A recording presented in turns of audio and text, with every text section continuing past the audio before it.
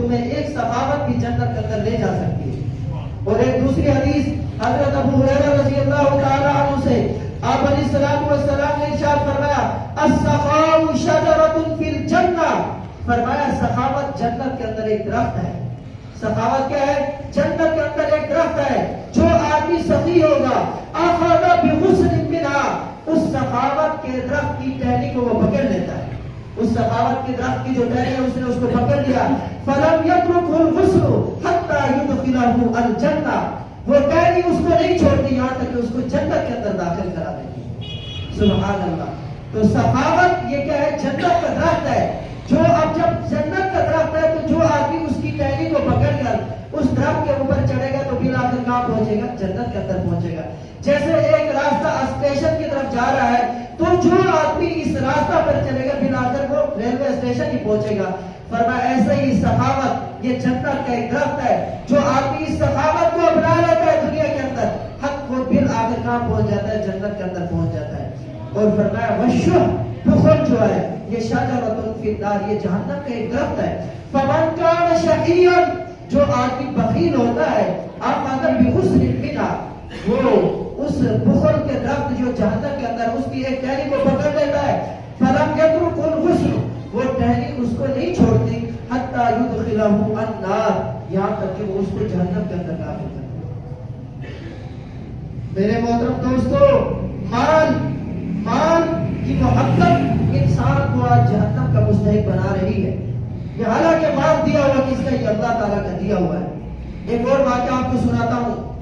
امیر المؤمنین و خلیفۃ المسلمین حضرت علی کرم اللہ وجہہ کا ارشاد ہے کہ اللہ تبارک و تعالیٰ نے 2 غنی لوگوں کو اور 2 فقیروں کو وفات دی۔ پھر اللہ تبارک و تعالیٰ نے ایک فقیر کو اپنی بارگاہ کے اندر بلایا، اے فقیر، غنی کو اپنی بارگاہ کے اندر بلایا اور کہا کہ اے غنی مجھے یہ بتا کہ تم نے اپنے واسطے آگے کے لیے کیا بھیجا ہے اور اپنے اہل و عیال کے لیے پیچھے کیا چھوڑ کر آئے ہو؟ تو وہ غنی بارگاہ الہی کے اندر عرض کرنے لگا، اے اللہ تبارک و تعالیٰ خلقتنی، آپ نے مجھے پیدا کیا اور میرے اہل و عیال کو بھی آپ نے پیدا کیا، مجھے بھی آپ نے پیدا کیا اور میرے اہل و عیال کو بھی آپ نے پیدا کیا۔ اور اے اللہ تبارک و تعالیٰ، آپ کا قرآن کریم کے اندر ارشاد ہے وَمَا مِن دَابَّةٍ فِي الْأَرْضِ إِلَّا عَلَى اللَّهِ رِزْقُهَا، روئے زمین پر جتنی بھی جاندار چیزیں ہیں سب کی روزی کس کے ذمہ ہے؟ اللہ تعالیٰ کے ذمہ ہے۔ اے اللہ تبارک و تعالیٰ، آپ کا قرآن کریم کے اندر یہ بھی ارشاد میں نے پایا مَنْ ذَا الَّذِي يُقْرِضُ اللَّهَ قَرْضًا حَسَنًا فَيُضَاعِفَهُ لَهُ أَضْعَافًا كَثِيرًا، کون ہے وہ شخص جو اللہ تعالیٰ کو قرض حسنہ دے بس اللہ تعالیٰ اس کو بڑھا چڑھا کر عطا فرمائیں گے۔ اے اللہ تبارک و تعالیٰ، آپ کے اس ارشاد کی وجہ سے میں نے اپنا مال آپ کے راستے کے اندر خرچ کر کے آگے بھیج دیا۔ سبحان اللہ۔ اور مجھے یہ بات محقق تھی، مجھے اس بات پہ کامل یقین تھا کہ آپ میری ذریت کو، میرے اہل خانہ کو بھی آپ ضرور عطا کریں گے۔ اللہ تبارک و تعالیٰ خوش ہو جاتے ہیں، راضی ہوتے ہیں اور فرماتے ہیں اچھا کیا۔ اگر تجھے یہ بات معلوم ہو جاتی، غور سے سننا، اگر تجھے یہ بات معلوم ہو جاتی کہ تیرے لیے میرے یہاں کیا کیا انعام و اکرام ہے تو آپ دنیا میں بہت زیادہ مسکراتے اور بہت کم روتے۔ آپ دنیا میں بہت زیادہ مسکراتے اور بہت کم روتے۔ سبحان اللہ۔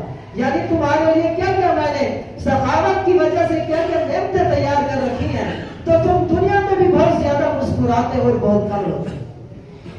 پھر اس کے بعد اللہ تبارک و تعالیٰ نے جو دوسرا غنی تھا اس سے مطالبہ کیا، اس سے پوچھا کہ یہ بتاؤ کہ تم نے اپنے آگے کے واسطے کیا بھیجا اور اپنے اہل و عیال کے لیے کیا چھوڑ کر آئے؟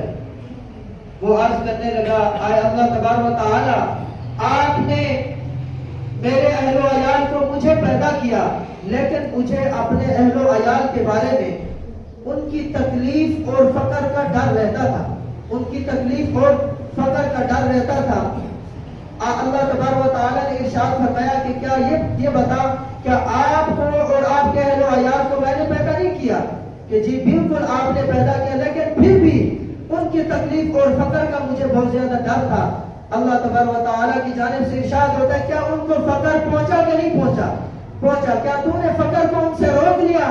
نہیں۔ تو پھر اللہ تبارک و تعالیٰ کی جانب سے ارشاد ہوتا ہے پھر جب کہ میرا یہ ارشاد موجود تھا کہ میں نے ہی تمہیں پیدا کیا، ان کو پیدا کیا، اور روزی بھی میں نے خود ہی ذمہ لی تھی، پھر بھی تو ان کے فقر کے پہ ڈرتا رہا اور یہ کرتا رہا۔ اچھا اب سن، اب یہ ہے کہ اگر تجھے دنیا کے اندر معلوم ہو جاتا کہ میرے پاس تیرے لیے کیا کیا عذاب ہے تو تو دنیا کے اندر کم ہنستا اور بہت زیادہ روتا۔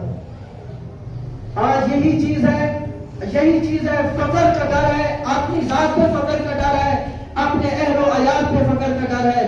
میرے محترم دوستو، ایک حدیث کے اندر آپ صلی اللہ علیہ وسلم نے ارشاد فرمایا، آدمی کہتا ہے مالی مالی، میرا مال، حالانکہ فرمایا کہ آدمی کے مال کے اندر صرف 3 چیزیں ہیں۔